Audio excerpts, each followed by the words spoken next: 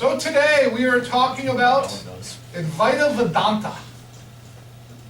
Oh, I know that guy. You know that guy? Yes. Swami Vivekananda. It's actually spelled wrong. I wrote it so many times and then just skipped a syllable. It's actually Kananda. But read the quote. It is our own mental attitude which makes the world what it is for us. Our thoughts make things beautiful. Our thoughts make things ugly. The whole world is in our minds. Learn to see things in the proper light. That's what we were talking about yesterday, how we create our own reality. Whether you realize it or not, we truly do. I just showed you the video. Advaita Vedanta. Okay, so Advaita Vedanta is one of the 6 philosophical schools of Hinduism. Hinduism is the religion, and it has 6 different philosophical schools. And it was brought to America by this guy, Swami Vivekananda, in 1893 at the World's Fair. Now, the way the World's Fair worked, this is back in a time where there's no television, there's no movies. We don't know what people look like in the rest of the world. We didn't know what they were like at all. And they had this World's Fair in Chicago, and people from all over the world came, and he was one of the representatives from India. He was only 30 years old. He had literally taken a 2-month-long boat ride to get here. And when he spoke in front of the World's Fair, he introduced the world to concepts like reincarnation, concepts like karma, meditation, yoga, which obviously a lot of them kind of continue in some form or fashion in America today. He started off his talk before all of these people. First he got up in front of all of the people there from the world to see this Hindu, as they call them. And he started off by saying, welcome, thank you for welcoming sisters and brothers of America, which people love that in America because he was saying he was our sister and brother. And he tells a story about a frog in the well. So the frog in the well, he said there was once a frog and he grew up in a well and all he'd ever done is been in the well. And one day another frog who had come from the sea happened to stumble into his well and fall down. And the frog in the well was happy to have some company and he began saying, where did you come from? He said, I came from the great sea. And the frog in the well said, is it this big, the great sea? And he jumped up in the air to show how big his well was. And the frog from the sea said, it's so much bigger. How could you even compare the well to the sea? And he goes, well, is it this wide? And the frog jumped back and forth. And he said, how could you even compare your well to the sea? You're a liar, said the frog in the well. Get out of my well. And the other frog left. Oh, okay. His point was, and then he explained, that we only see our own way of life. We only see our little well. And we think our well is the best way. We think our well is the biggest thing. Whether it be specifically about cultures, he was talking about religions. And so actually Advaita Vedanta is a religion whereby, or an aspect of religion, where they accept every religion. They think he actually said, the Christian and the Buddhist and the Muslim and the Hindu, we're all heading in the same direction. It's one of the few who kind of embraced them all. But he became, after giving this speech, he basically became the Justin Timberlake of the late 1800s. I'm not exaggerating. He traveled around the country giving tours. He was kind of a rock star. 3,000 people showed up to see him at Madison Square Garden, or I think it was Madison Square Garden, I think it existed back then. But the point is, this is when all you had for media was like a newspaper. And people heard about this crazy guy, this Hindu who had all of these weird thoughts, and he was sort of embraced. As he went around the country, he met he got a lot of followers. I don't know how learned you guys are in terms of English, but Leo Tolstoy is one of the greatest writers of Russian literature. J.D. Salinger, have you guys read Catcher in the Rye? Yeah. Aldous Huxley is originally from England. He moved to America. Also Gandhi and George Harrison, the Beatles. They all basically became converts to this religion, rather this philosophy, after hearing him. So you guys did read Catcher in the Rye? Yes. So the story with J.D. Salinger, what class, which teacher? I was his English. But is it all, how many of you read it? All of you read it, or just a few of you read it? J.D. Salinger wrote this book, Catcher in the Rye, while fighting in World War II. He was among the soldiers who discovered the concentration camps, and it really messed with his mind. And then he got into, when World War II was over, after seeing all the horror he had seen, he published this book, Catcher in the Rye. It became America's bestseller. He became America's greatest writer during that time. And then for no reason, out of the blue, he just stopped writing and never published another book the rest of his life. It turns out he had written the rest of his life, we now know. He went after reading things from a guy named Ramakrishna, and Ramakrishna's student was Vivekananda. He continued to write the rest of his life, but he didn't need to have it published. He thought if people publish it, they're only going to give me fame and make me bigger than others. They're only going to use their own judgment. So apparently he's got lots of books that have been unpublished, because to him the process of writing was important, not the process of having people judge it. Yes. Yes. Okay. Yep. Guys, Mr. Riley needs you. Mr. Wilcox. Yes, sir. Can I go sign real quick? Yeah. Everybody know who this is? Dr. Seuss. It's not Dr. Seuss. It's actually a guy named John D. Rockefeller. You've heard of Rockefeller from AP class, I assume? John Rockefeller was one of, if not the richest man during this time period, along with J.P. Morgan and Andrew Carnegie. Did she pronounce it Carnegie, or did she go with Carnegie? People, today we say Carnegie, back then it was Carnegie. John D. Rockefeller was sort of renowned for being kind of like very no-nonsense, what's that? Ruthless. Ruthless, okay. And so he actually heard about this crazy Hindu guy who was in this town, this rock star everybody wanted to see. So he said, I want to meet him. And this is the actual excerpt from Madame Verdet's journal. She was a friend who, of the person whose house the Hindu Vivekananda was staying at. I'm going to read it to you. Let me see. One day, although he did not want to meet Vivekananda, Rockefeller was pushed to it by an impulse and went directly to the house of his friend, brushing aside the butler and opening the door and saying that he wanted to see this Hindu monk. The butler ushered him into the living room, not waiting to be announced. Rockefeller entered into Vivekananda's study and was much surprised to see Vivekananda behind a writing table, not even lift his eyes to see that Rockefeller had entered. After a while, Vivekananda told Rockefeller much of Rockefeller's past that was not known to anyone but himself. Eastern philosophy, kind of in a weird way, some of these mystics or sages, they seem to have this Vision. yeah, almost above the level of humanity, like they understand things about people. But anyway, regardless, Rockefeller's past that was known to anyone but himself, and he made him understand that the money he had already accumulated was not his, but that he was only a channel, and that his duty was to do good for the world, and that he had been given all of his wealth in order that he might have an opportunity to help. Rockefeller was annoyed that anyone dared speak to him like this and tell him what to do. He said a few words, leaving with irritation, not even saying goodbye. A week later, again without being announced, he entered into Vivekananda's study.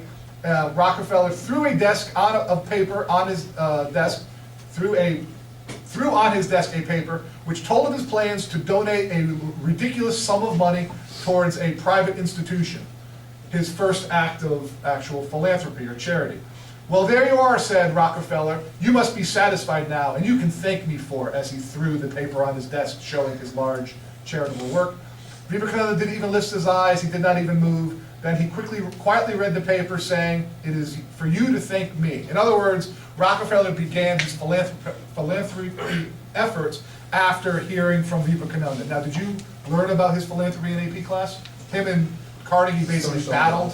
What's that? Social. The gospel of wealth and all of that stuff. The concept is his beginning of like giving back only came after meeting Vivekananda. Vivekananda seemed to have power in a way over people in terms of a lot of people came over to his viewpoint. All right, so here are the three main teachings in the philosophy of Advaita Vedanta. First, the self and the ego. We already kind of did that more or less. I wanted to introduce you to that so you had a general awareness. Maya, the illusion, we just started that yesterday. And then the final part, which is going to be pretty difficult to convince anybody about who doesn't already believe it, a concept called non-duality. I'm not saying that any of this stuff is true, but we're doing world philosophies. Non-duality is going to be slightly objectionable to a lot of you, which is fine. So, I was out last week, and you were supposed to do an assignment and write a journal of how you would be different if you grew up in a different time period. I know the assignment was given because I got a couple of journals from every class, but I did not get many journals from other classes. So in other words, what time period, do you remember what time period, Seth, your group picked? No, I thought it was that we had to pick from like the 1940s, like. No. Our group chose World War II. Yeah. And from reading the journals, a lot of people, they picked the time period and they said how life would be different. The question was, maybe the sub didn't relay it well, I actually had a sheet, was how would you be different if you grew up then? So, in the World War, if you grew up during World War II, how would you be different? I would be in the army, probably, if I was old enough. I'd be in the army. I mean, there would be a lot of manufacturing going on at home. How would you be different?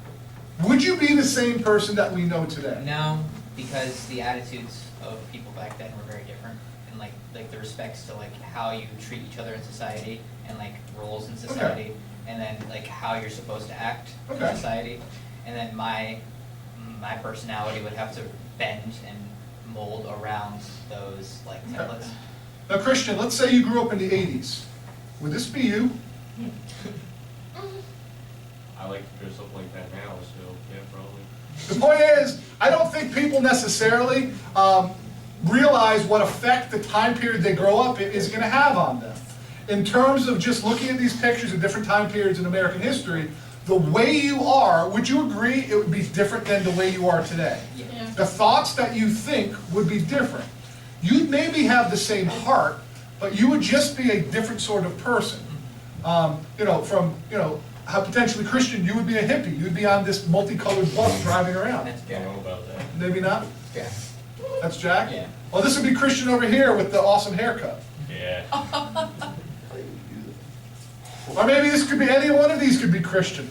I like the one with pink hair. They all have pink hair. Ultimately, the person that you are, do you realize has been shaped by the society you've been living in? Yes. Okay? Now, so the question is, and it's unfortunate because it's not here.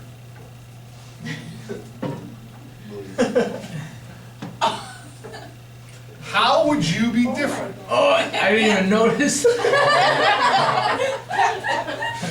Took a long time to line up the head too.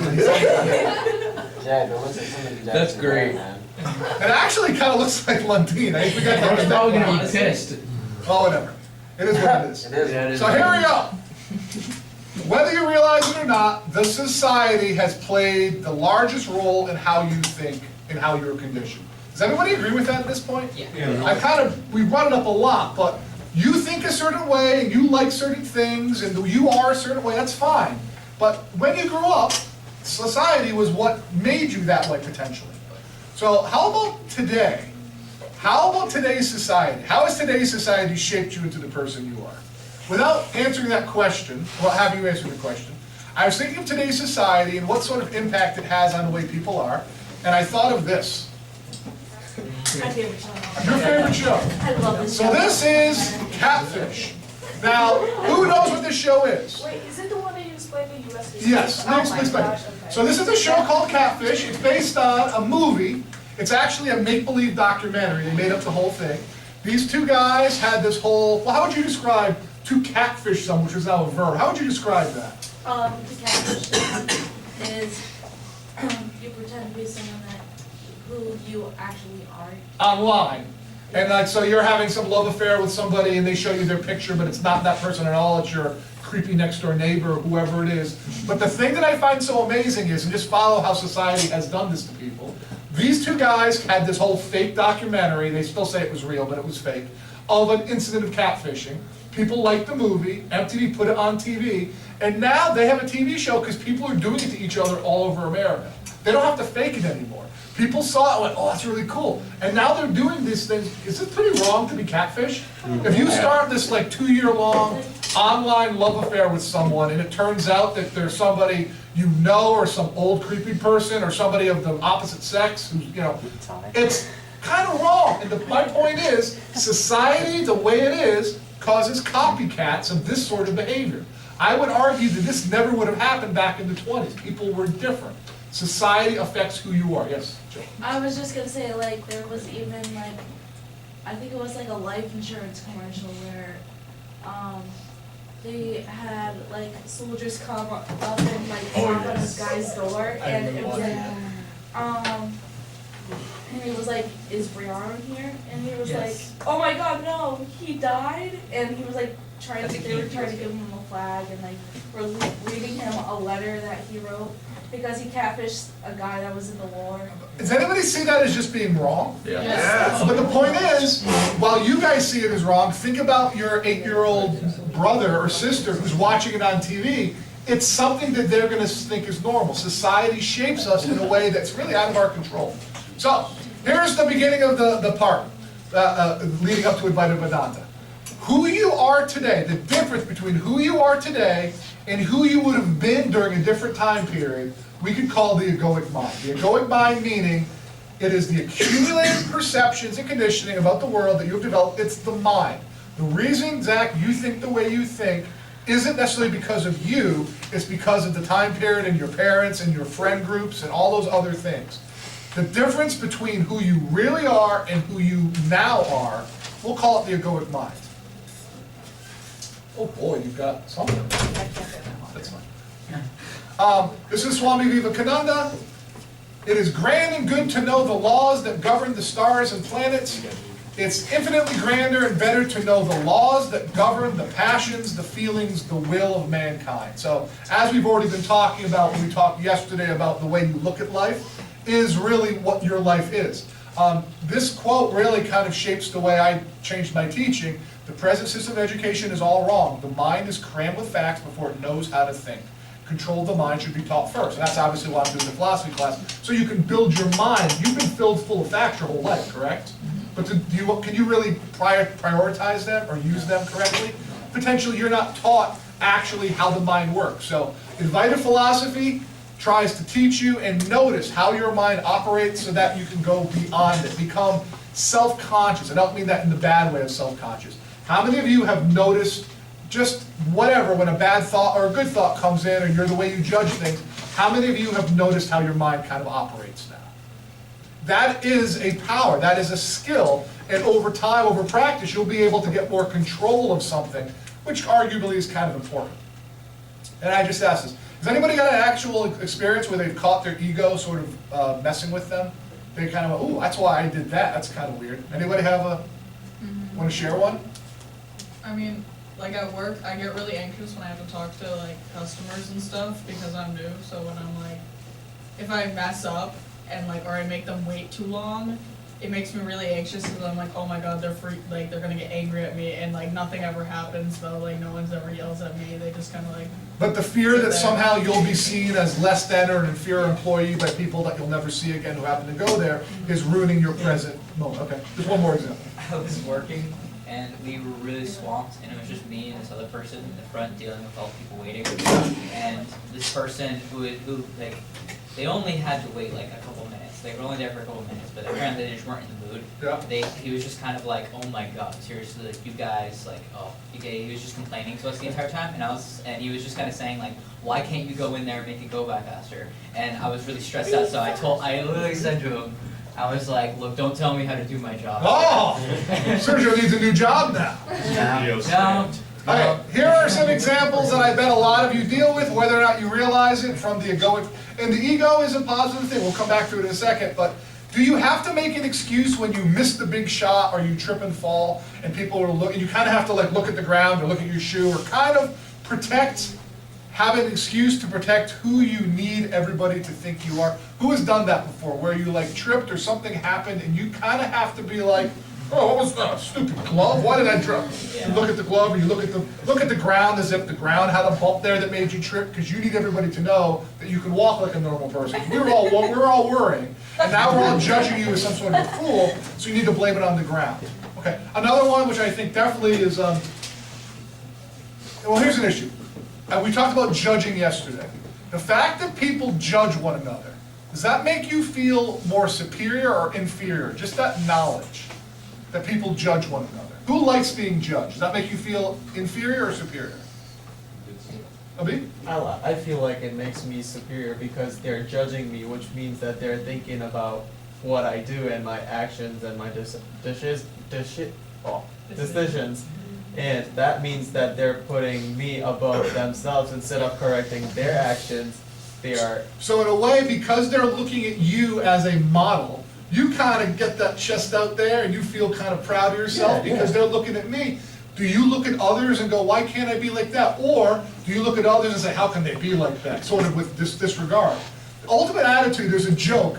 I think it was Lewis Black had the joke. You could use IHOP or you could use Walmart. But the joke is, As soon as you start feeling bad about yourself, just go to your local IHOP or Walmart, see who's shopping there, and you'll feel better about yourself.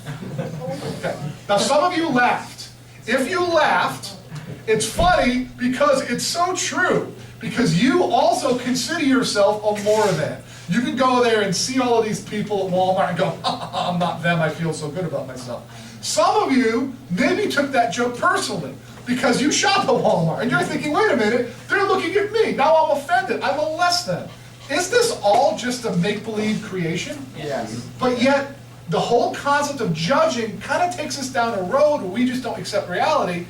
I mean, how many of you kind of for a second got offended when I said, like, I shop at Walmart more than anybody else? But like, I'm basically bad enough that people who shop at Walmart. You guys laughed when I said the joke. I just thought it was funny. It's clever. So problems of the egoic mind, we've talked about judging. It's really how we view the world. And this is a big concept. How we view the world versus definitely in India.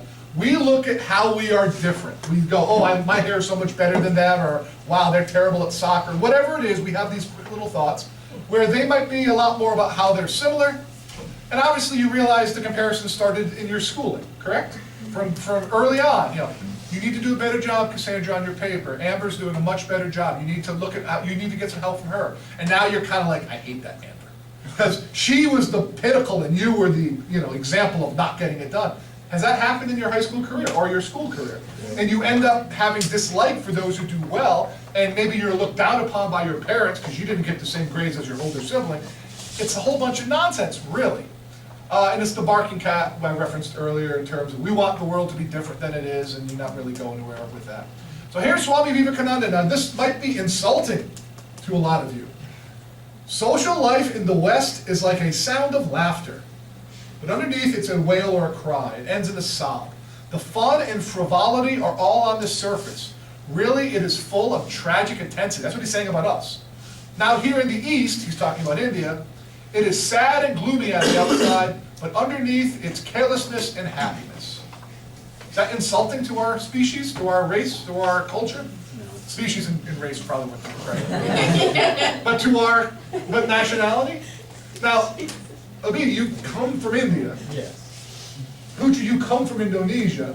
Would you agree that this is true in your observation to a degree?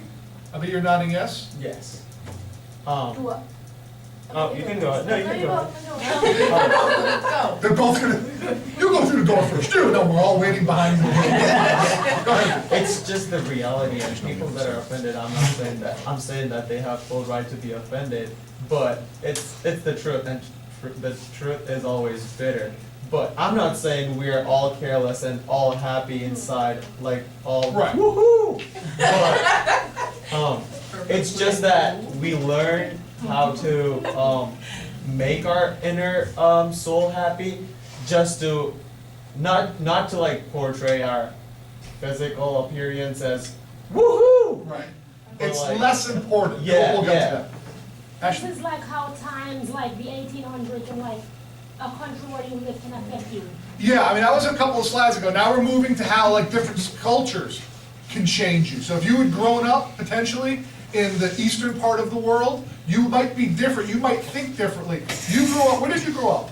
I was born in the USA, but my family was born in a different country. Okay, and so you were brought up by people who were coming from a different culture, and that's affected how you look at the world. And that's sort of the point of it, yes.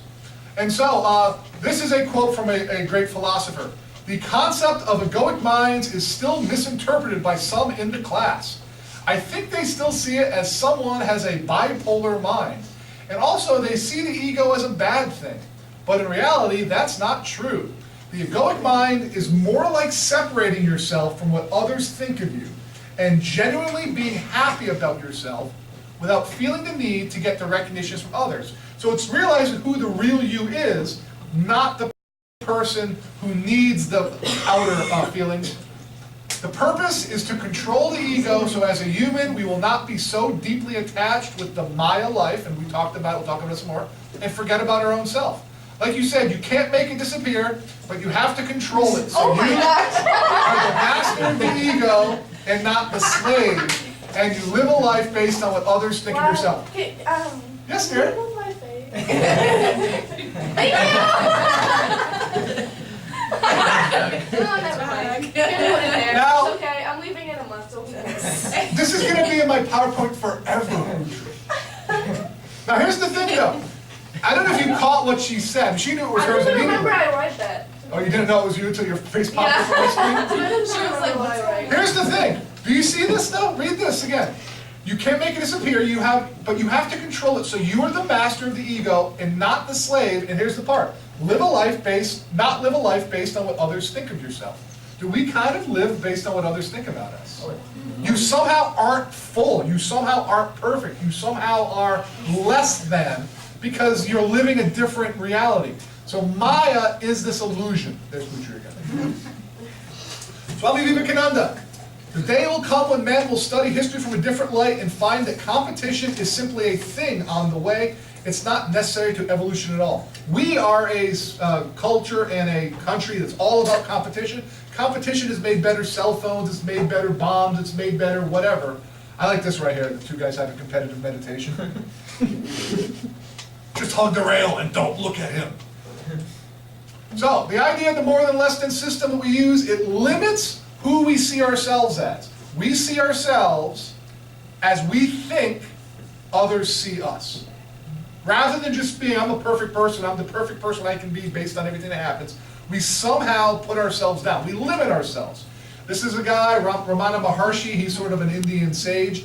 We are originally unlimited and perfect. Later on, we take on limitations and become the mind. It's the mind, it's the ego that limits our perfection, quote unquote. There's no mind to control if you realize the self. So the self is the part that comes out when you meditate. We've got a meditator now over here. He didn't realize it. We'll talk about it in a couple days. But Sergio's been meditating and it's been working, correct? It's weird. We'll talk about it in a few days. He didn't know what he was doing was meditation. But bottom line is, the part of meditation and the part of a lot of this stuff, when the mind is vanished, the self shines forward. When all of the culture that's been kind of, is it fair to say brainwashed you? I mean, conditioning is a nicer word, but the brainwashing of the culture of your parents, of the school, of the friends, has made you a certain way. Beyond that, according to Ramana Maharshi, is who you really are. The limitation is put on you by the mind, by the society. So the limitation is illusion created by the mind. It's called Maya. Limitation is called Maya. Maya is an illusion. It's the illusionary life we live through. It's our incorrect perspective about reality. So this has a few different meanings. I just like that picture. The guy's not happy. He saw the truth and he's not happy. He's gone. He's out of there. So Maya has a couple different interpretations, 3 of them. They get deeper and deeper. We've already talked about the first one, egoic mind versus the true self. I'm not going to go into it a lot more, but this concept will make sense to you. Vivekananda said that we had the monkey mind. And so actually Simpsons, which is a pretty intelligent show on some level, although I don't watch it, kind of was making fun of it, that the monkey in your mind. The actual Vivekananda quote about the mind, this is what society has made. The human mind is like that of a monkey, incessantly, that means nonstop active by its own nature. Then it becomes drunk with the wine of desire. Think about the stupid things we do when we desire something. And kind of we're not in our right minds, we do things we probably wouldn't do, thus increasing its turbulence. After desire takes possession comes the sting of the scorpion of jealousy at the success of others. And last of all, the demon of pride enters the mind, making it think itself all unimportance. The mind, all of these things, whether all these emotions being pride and jealousy and desire, are they negative always? Not always negative, but do we let them get the best of us at times? That's sort of the first part. All right, so here's the second part of Advaita Vedanta. This is non-duality. This is, you're kind of, people are going to go, eh? All right. You are not your body, but rather you are a part of something much larger. So, anything that changes cannot be the real you. So if I say, Christian, who's the real you? You'd say, I'm Christian. I'll say, no, that's the name you were given. Then you'll say, I wear boots. And I'm like, well, is that who you are, a guy who wears boots? So who is the real you? Is the real you anything that changes over time? So if you really break it down, do all of your emotions change? Do all of your thoughts change? Does your mind change over time? Does your body change over time? We should, according to Advaita Vedanta, we should focus on the one thing that never changes. What's the one thing in us, this is super deep, what's the one thing in us that never changes? In fact, everybody has the same. It's our awareness. our consciousness. The fact that I'm looking at Amber and she's looking at me, we're both sharing a consciousness. Amber? I called you Amber. April. I'm No, sorry. I don't know, I know. I'm sorry. All It's Amber. Amber. The minute she said it, she looked at me. Cassie hates Amber, so April's Amber, that means Cassie hates April. Wait, what? Let's just move ahead. No, the deep part was over here. No, this is the deep part. Do you understand this now? Yeah, Like your body's, you don't, you do, or you don't. a little bit of both. A little bit of both. If you say this is the non-dual, this is the deep stuff. It's saying that there's something in us that's the same in all of us, and that's our awareness. That's our consciousness. You're hearing what I'm saying. You're all hearing what I'm saying. You're sharing the same thing. Your whole life, you have a continual consciousness. You are aware. You are awake. You are conscious. Everything else in you will change. So what they're saying is the thing that you are is the awareness. Okay?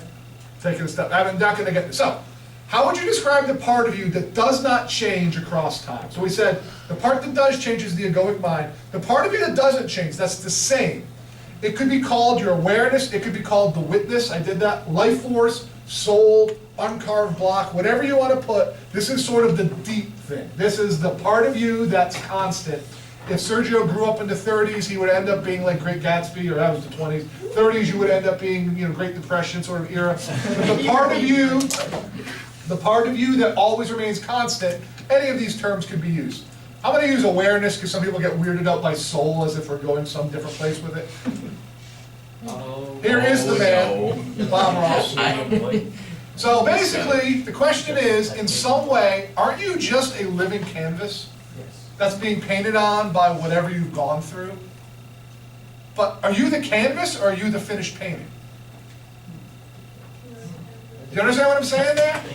If society makes you through everything you've gone through, are you the canvas that's been painted on, or are you the finished painting? Advaita Vedanta believes that you are the canvas. We tend in our country to believe that we are the finished painting. That's who I am. I am my mind. And people will have different views of it. I just want to get Bob Ross involved. All right, this is another Swami Vivekananda. We can never lose what is really ours. Who can lose his being? Who can lose his very existence? If I am good, it's the existence first, and then that becomes colored with the quality of goodness. If I'm evil, it's the existence first, and that becomes colored with the quality of badness. You are simply the canvas that's been painted upon by society. If you've got a parent who's really mean, or you've got friends who are really obnoxious to you, will you naturally become more of a negative person? Is that who you are, or is that who you've been made to be? Is that the painting that has become as a result of interacting in society? So here's a scenario. I wanted to get when we lost power, I've said this before, but when we lost power a few years ago for like a week, it was kind of annoying because you go to your refrigerator and it's basically just useless now. It's not cold anymore, the food's not cold. And you go to your TV and you can hit the remote control buttons, nothing happens. All your appliances are basically dead if you have no power, correct? And then all of a sudden they restore power and everything comes back alive. I think Advaita Vedanta kind of looks towards the electricity that's common in all of us. We're individual appliances, and I'm the refrigerator and whatever it is, but is there something that we all have in common? The judging that we take part in our whole life is I'm not Walton, Walton's better at this than me, he's worse than this than me, and I'm kind of categorizing him, rather than saying there is something that we all have in common, and that's sort of this life force. Is that fair to say? Have I lost you? No, keep going. Right. So here's where I will lose you. Non-duality says, and actually Mr. Pepin, he wrote a journal one day just kind of like losing his mind on all the different aspects of who you could be. Yep. It's as if you almost understood non-duality, and then you refuted it at the end. Yep. Non-duality is their belief, and you're not going to agree with it for the most part, we are not separate, but rather at a deeper level, we are all one, and that we share the same life force. We break down and I go, oh, that's a B, I don't like him, and that's Dakota, I like her. But ultimately, is there something that connects us, that makes us not separate? So the idea is all streams flow from the same source. Here's a cartoon, non-duality hot dogs. Make you one with everything, get it? You don't have to laugh at me. No, I get it. It was kind of fun. Yeah, I just went on a rant for like 5 minutes straight. You did? And at the end, you're like, oh, maybe none of that's true, it's a bunch of, You never know. which is fine, but this is their view, I'm just giving you what a lot of people in the world believe. So remember Charlie Brown, we did the Charlie Brown block metaphor, Charlie Brown makes a house full of blocks, and then cries that he's basically trapped, so Charlie Brown with the blocks. He builds a wall around himself until, this is deep, try to follow this. We read this and it said Charlie Brown builds a wall around himself until he's stuck in a prison of his own making. We kind of go, oh, I'm stuck, but we caused it. That's one level, that we cause our miseries. Here's the deeper level. The deeper level is we have created walls of separation in our perception of the difference between us and everything else. Okay. Meaning, our mind, I say, I'm me and that's Frank and we're different, we're separate and dog eat dog, and that's fine, it's the way we live. But leave me alone. Leave me alone, you said. Yes. Yes. He is. Yep. Okay, yep. So that, this is the deep part. We create walls of separation where we feel alone, we feel like nobody else understands us. If you think about it, when I write the quotes on the board of what other people said, a lot of you said you felt better realizing people thought like you. We think we, go ahead. I was gonna say, but what if you act, never mind, that whole thing. Let me just finish the slide and then you can try to go on. We think we are alone, we spend our whole life yearning, trying to return back to unity. So in other words, when we're little, we're connected with our mom, it's me, our mom, and blah, blah, blah. And then over time, we become separate, and our whole life, what do we actually desire? We desire to be connected with people again. Their attitude is, the reason why we feel pleasure out of being connected with people again is it's bringing us back to where we always were, which is connected with everything that is alive. I was going to play a Star Wars video here. Yoda.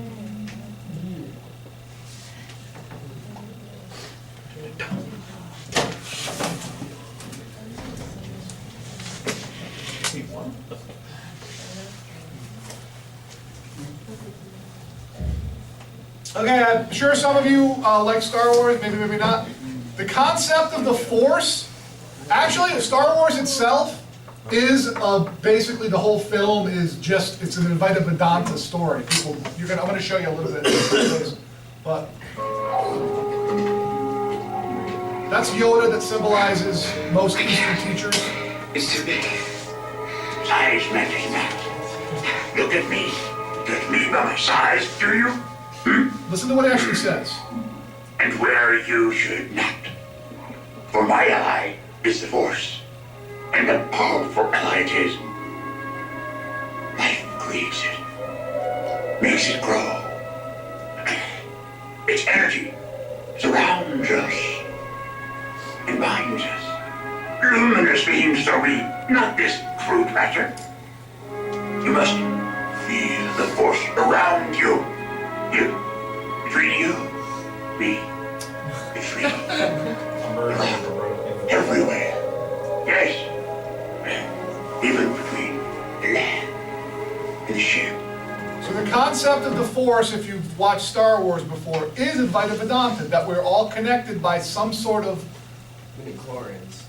No, but that's not, see, that's the thing. The first two, I'm not a Star Wars geek or anything, but the first two Star Wars films are the real films that have the philosophical stuff. Later films added in all of this nonsense that has nothing to, midichlorians is never mentioned until later on. The point is, if you actually caught what he was saying, my ally is the Force, powerful ally, he actually says we're luminous beings. Luminous beings are beings that emit light. He's saying that we're more than just our bodies, that we are the electricity that kind of pulses through everything. Do you guys buy that or no? Sure. Sure? Okay. So once again, I said Advaita Vedanta focuses on our similarities, not our differences. How we really are kind of in the same boat, aren't we? Aren't we part of the same life force? I don't know. So here's another quote. You think you're any different from me or your friends or this tree? If you listen hard enough, you can hear every living thing breathing together. You can feel everything growing. We're all living together, even if most folks don't act like it. We all have the same roots, and we are all branches of the same tree. It's a different way of looking at it. It's not something that's really necessarily practical, but it's a different way of looking at it. You've heard of like namaste? Yeah. Namaste is literally you are looking at somebody else and you're bowing to them. What you're bowing into them where you are in that place and I am in that place in me. It's the commonality between the two of us. So Ram Dass, the philosopher, he was talking about, it's kind of like I'm in a spacesuit and you're in a spacesuit, and we kind of look at each other, and I can say, hey, it's April, and you guys, Mr. Wilcox. Or you could be like, hey, how'd you get into that one? Are you in there? As if this is something, we're beyond just the crude matter that is our bodies, that there's something more than that. He's not the first person to say the mind and the body are separate. Plato said it, Descartes said it. Question? Interesting fact about Namaste. You know how they do this? That's Okay. two bodies coming together, becoming one. Is that what it is? Yes. I say now I learned that. Good, thank you, sir. The way Ram Dass also uses a good example that I like, it's kind of like a TV. Back in the day we had channels. Most of the time we are on channel 2. Channel 2 is, that's Walton, that's Zach, that's Wilcox, we are all separate people doing our own things. We are separate. But if you just turn the channel and look at the world slightly differently, with a different perception, are we all connected? That's the point. And so while we get channel 2 in America and we're separate, Advaita Vedanta will be on a different channel, a different way of looking at the world. All right, so think of every positive experience you've ever had. What do they all have in common? I would argue they're all with another being, be it an animal, be it a person. This is actually, I think, our school at Carnegie Hall or something. Were any of you there at this? Yeah, I want to. Okay, was it Carnegie Hall? And I would say a lot of times when you think about it, a lot of the best moments you have is a combination of people and music together. Music is sort of, as I say in this slide right here, music is the soul, what words are to the mind. It kind of speaks to you without using words. But think about, like, Frank, you like music, and you'll go down the hallway doing your thing. Have you been to any shows where the performers and everybody's kind of with it? Isn't it a different feeling? Yeah, like, you're all friends, like, I swear, everybody, because we all like the same song. You feel a connection, and it's a different sort of feeling. They would say it's because we're coming closer to what we really are. Most of our life, Maya tells us that's not what we are, we're separate. But when people come together in great groups and they share the same interests, there's something that's indescribable about it. What else is in there? Warning thing. Am I running out of time? All right, so this is probably too deep. I probably should have taken this slide out, but we're going to go with it now. The barrier to your happiness is the futile external search for what you already are. You will search your whole life to be connected with others, when in actuality, they would say you're already connected. Non-duality is non-difference, means you don't need to seek, you already are whole and perfect. You were born that way. The egoic mind told you you're not. The egoic mind limited who you thought you were. But when you really get down to it, at least in Advaita Vedanta style, it's a lot deeper than that. And the final one, this is more of a religious one, and I'm not going to spend a lot of time on this, but kind of like in the same way that a Christian faith has heaven, what is Advaita Vedanta and Hinduism? They believe not in heaven, but they believe in reincarnation.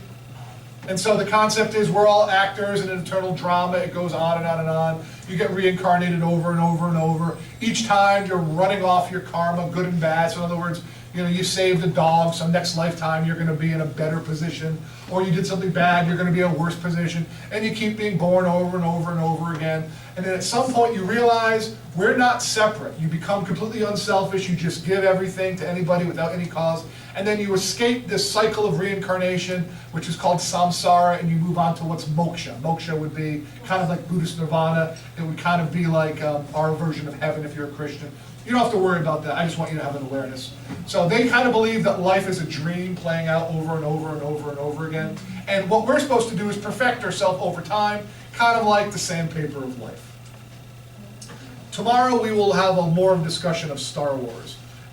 Thoughts on this? I want honest opinions. Is this too deep? Do you completely reject it all, or does some of it make sense? I like it. Well, it's like, it makes sense because it's not, you can use it to understand things, but you don't have to practice non-duality. Right. You can just use aspects of it, like understanding that regardless of who you are and where you are, technically everybody around you is connected because you guys are all within the society, and you guys all work together to Yeah. make it work. I remember when I read it for the first time years ago and I went, I kind of had one of those light bulb moments of what we spend our whole life doing is trying to be happy. And we try to be happy by connecting with friends, being included, having families, having boyfriends, girlfriends, husbands, wives. And we're always searching for something. But what we're actually searching for is to be connected with others. And they argued that they're already connected, so why do you need to search for what you already are? Which is kind of a weird sentiment to it. And so when you look at it, it's something different. So tomorrow, we are going to, we're going to read a couple of articles related to this. And I made a little 15-minute version of Star Wars condensed that just has the stuff that pertains to like the Force. So if you hate Star Wars, you're not going to like it so much. But actually, like in terms of like, how many people actually like Star Wars in here? Okay, more people than not. Like Darth Vader like went down the dark side. The dark side, look at what the dark side is. Anger, fear, aggression, the dark side of the Force, they flow, quick to join you in a fire. Once they start down the dark path, forever it will dominate your destiny. Anger, fear, aggression, these are all emotions that come from the egoic mind. If you're just content and accepting whatever happens, do you have any of those emotions? So what that film's actually saying is, if you understand the Force, meaning the Advaita Vedanta way of life, of just understanding we're all interconnected, you get these super Yoda-like powers, and you do know that some of these Indian sages and mystics seem to have some sort of... supernatural power. Yeah, I don't want to preach this too much, but like Steve Jobs, the guy from Apple, he started Apple after he went to India. He went to India to visit this guy who is supposedly this Indian saint with all these like supernatural powers. And then he came back and he started Apple Computer. And even at his house, he had no furniture. He had no, the only thing he did at his funeral, he gave away a book to everybody at his funeral. And the book he gave away was a book by the next guy we're covering, Paramahansa Yogananda. Basically, like, he lived a different life, but yet he came to America and was a capitalist and changed the way we interact. But he comes from actually interacting with the idea of this saint. Do you talk about that in India? Is that something, the whole sort of like powers, the cities, as they say? It's, I don't know, people don't really talk about it a lot, but they just express it, if you know what I mean. Like, it's not verbal talking, but they just show. Yeah, it seems to be, I don't know exactly how it works, but maybe because they're so, to get really deep to finish off class, they have renounced or gotten away so much from their ego that they are just their true self, and they seem, from what I've read, to have some sort of like insight into everything and everybody. So like hypothetically, Rockefeller went there, and Rockefeller was told things that he had never known, that he'd never told about himself to anybody else. Almost like this weirdness. I don't know, I think like, because Andrew, you've noticed that you're able to see things in others more than you used to. And I definitely write things in journals and go, how do you know that? Well, you know what I'm talking about? And so when you truly like get away from the egoic mind and the true self comes out, that's the concept. So tomorrow, we will cover that.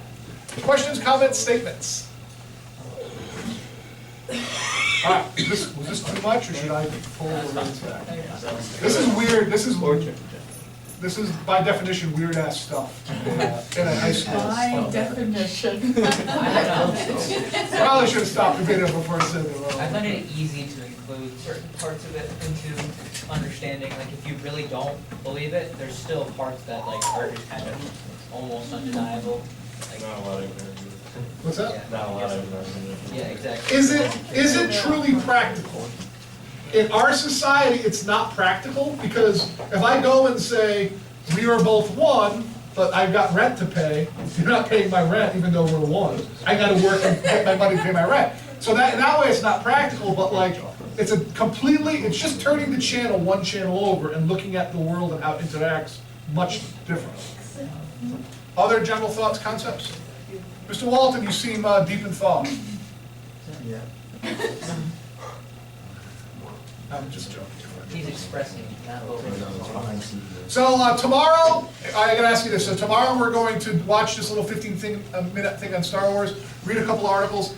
The next day, if you want, I'll go into detail on Hinduism. The reason I won't do it if you don't want to do it, because it's more religious, but if you want to know, I can do a whole thing on meditation and how to meditate, yoga, karma, reincarnation. Do you want me to do that or not do that? Does anybody have a problem with me doing it? I'm not preaching reincarnation's the way or anything, but just so you understand, because people in America know, like, if I say karma, if I say yoga, you have a thought in your head, but that's not what they are. They've been completely, like, changed. And so you do want me to do that. So I'll do that, and it has a whole sort of step-by-step if you actually want to try to meditate. Okay. That whole slide about music though, so true. Like I went to a 14-hour long outside concert, and I got so sunburned, and and like afterwards, I was like horrible, but during the entire time, those 14 hours felt like 2 hours, and like there were just so many like people, like random people coming over and talking. Stop right there. Oh. You notice that when when your mind is most absorbed and you're enjoying what you're doing, time flies. Yeah. And when your mind is most resistant and most egoic, that's when you're like, when am I out of here? What am I gonna do later? I can't stay in this class. I hate this. Later on, that ice cream is gonna be awesome. And your mind starts doing a little dance versus when you're actually absorbed in something, time tends to fly. When you're with the person